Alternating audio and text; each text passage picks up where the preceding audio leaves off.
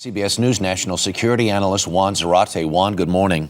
Good morning, Harry. I just think about that panel yesterday, and I don't remember a time when all on that panel sat there so stone-faced and so sober was their assessment of the threat of an imminent terrorist attack.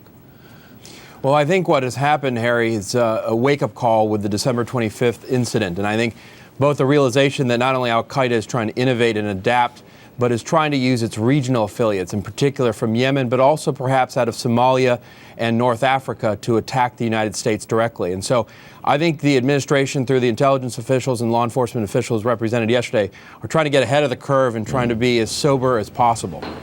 And is the idea that the attack will be much more along the lines of an Abdul Muttalib, sort of the Christmas Day bomber, this kind of freelancing, somebody who went on their own for training, came back, not particularly networked in, not one of these very elaborate plans like 9/11?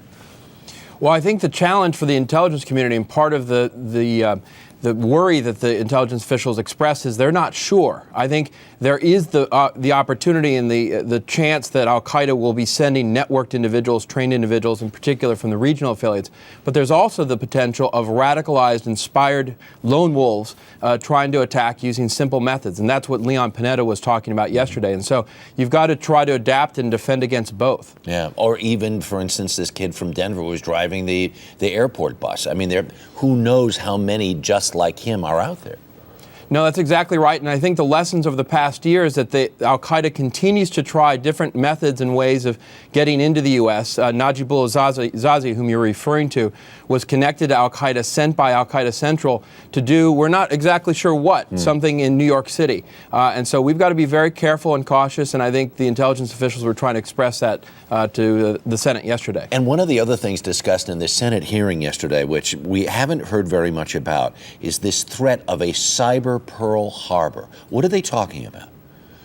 Well, what you've been seeing more and more is intelligence officials talking openly about the continuous attacks that our networks are facing out of China, out of Russia. And I think this attack on the Google servers out of China has really served as the public wake-up call to the fact that this is happening on a daily basis. And I think Dennis Blair yesterday was trying to sound the warning bell that this is a potential vulnerability, a big vulnerability, and one we need to keep our eyes on. A lot to be concerned about this morning. Juan Zarate, thanks so much, as always. Do appreciate it. All right.